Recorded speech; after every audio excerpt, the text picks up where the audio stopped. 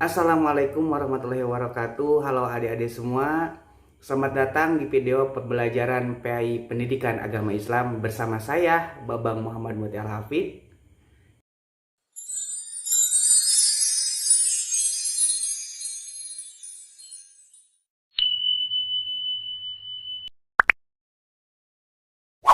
Hilap, like, and subscribe.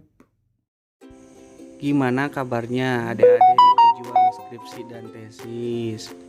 Nah, dalam video kali ini kita akan membahas contoh penelitian deskriptif kuantitatif. Nah, contoh yang termasuk deskriptif kuantitatif adalah judul pengaruh motivasi belajar daring terhadap hasil belajar siswa, misalkan di MTS Miftahun Najah kelas 9. Nah, ini adalah contoh dari deskriptif kuantitatif, penelitian deskriptif kuantitatif. Supaya lebih jelas, kita harus mengetahui apa itu deskriptif kuantitatif.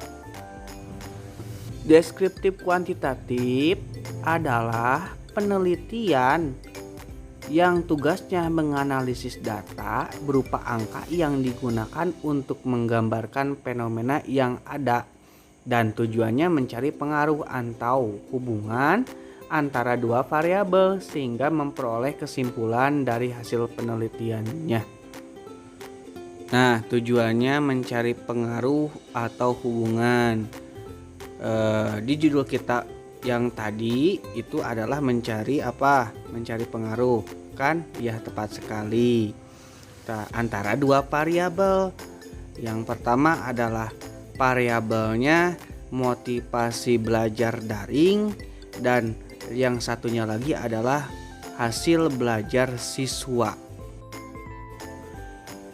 Desain penelitian deskriptif kuantitatif adalah X garis panah Y atau X berpengaruh pada Y. Nah, untuk judul kita yang di atas, variabel X itu adalah motivasi belajar dan variabel Y itu adalah hasil belajar siswa. Dan X itu adalah variabel bebas. Sedangkan variabel Y itu adalah variabel terikat.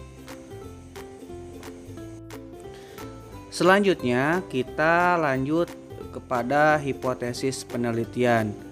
Nah, bagaimana hipotesisnya? Jadi setiap penelitian itu ada hipotesisnya. Nah, untuk penelitian kali ini ada dua hipotesis. Yang pertama adalah H0 dan yang kedua adalah HA, yang berarti hipotesis alternatif. Untuk hipotesis nolnya adalah tidak dapat pengaruh motivasi belajar daring terhadap hasil belajar siswa di kelas 9 MTS. Dan untuk hipotesis alternatifnya adalah terdapat pengaruh motivasi belajar daring terhadap hasil belajar siswa di kelas 9 MTS. Selanjutnya adalah metode penelitian, yaitu untuk metode deskriptif kuantitatif adalah metode survei dengan pendekatan deskriptif kuantitatif tadi. Terus populasi penelitian. Populasi penelitian itu diambil dari seluruh siswa di satu angkatan atau satu jurusan. Misalkan contoh tadi adalah MTS kelas 9 MTS Miftahun Najah. Teknik pengumpulan data. Untuk pengumpulan data, tekniknya itu ada beberapa teknik. Yang pertama adalah kuesioner atau angket. Tujuannya adalah untuk mengukur motivasi belajar siswa. Sebaiknya dikarenakan ini adalah musim pandemi, untuk pengumpulan data angket itu memakai Google Form atau Gform. Yang kedua adalah wawancara. Nah, untuk wawancara tujuannya untuk mengukur motivasi belajar siswa. Kalian bisa menggunakan by phone atau Google Meet. Selanjutnya untuk teknik pengumpulan data itu bisa dilakukan dengan dokumentasi. Tujuannya adalah untuk mengukur belajar siswa. Nah, untuk teknik dokumentasi ini kita bisa melakukannya dengan tanpa pretest, yaitu dengan meminta hasil nilai dari guru yang bersangkutan. Selanjutnya, terus teknik pengumpulan data itu adalah observasi. Nah, untuk observasi ini jika memungkinkan, maksudnya jika kita perlu untuk observasi, maka kita harus observasi. Di sini kuesioner itu tujuannya digunakan untuk mengungkapkan pengaruh variabel X terhadap variabel Y.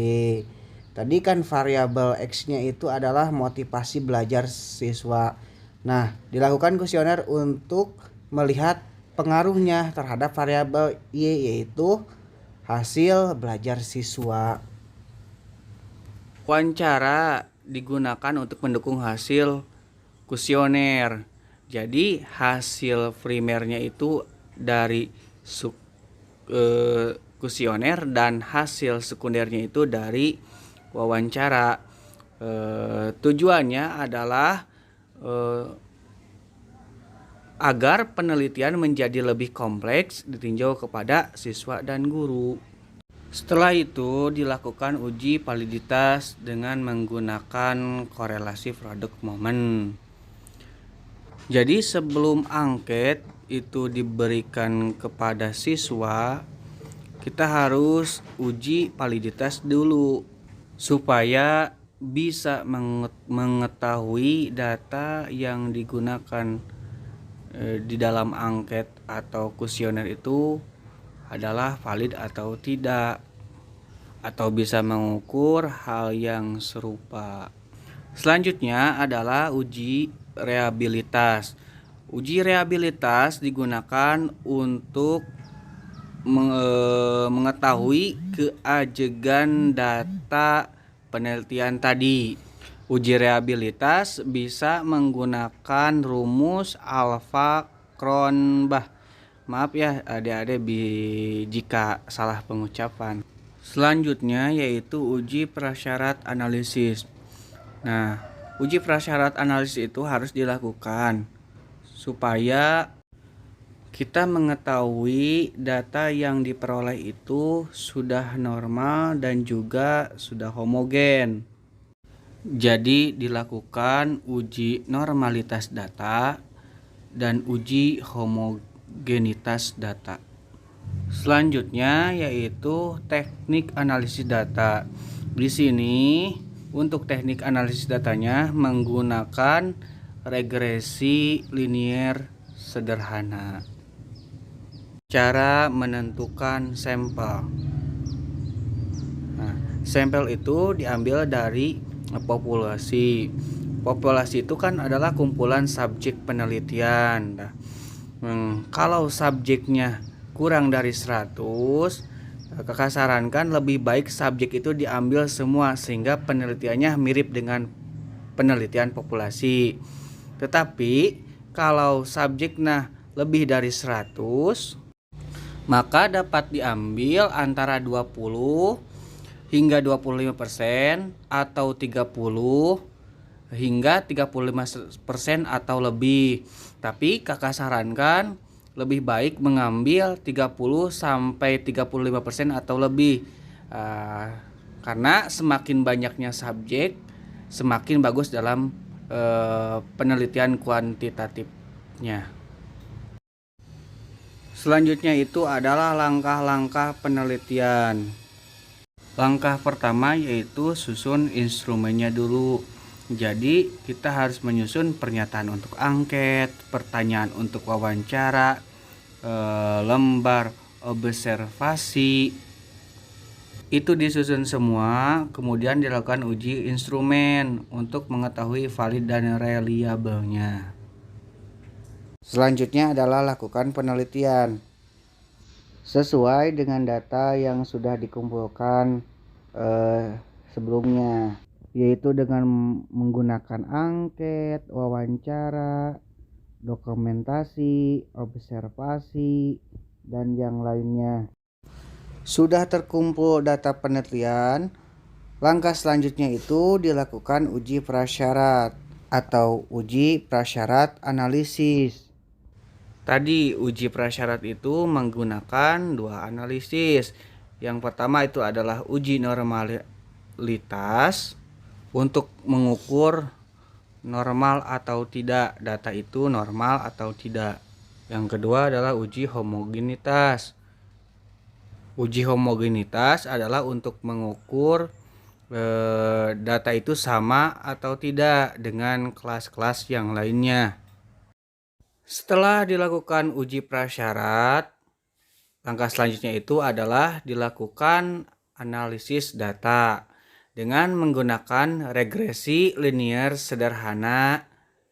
Setelah dilakukan analisis data dengan menggunakan regresi linear sederhana, kita bisa menyimpulkan bahwasannya penelitian itu termasuk kepada H0 atau hipotesis 0, atau penelitian itu termasuk kepada HA atau hipotesis alternatif.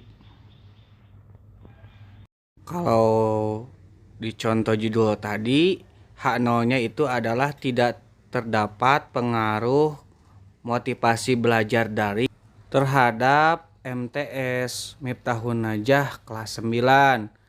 Yang termasuk hipotesis alternatifnya adalah terdapat pengaruh motivasi belajar daring terhadap siswa MTS kelas 9 Miftahun Najah. Nah, adik-adik gimana? Sudah dapat dipahami untuk semuanya? Bagi adik-adik para pejuang skripsi dan tesis, tetap semangat ya.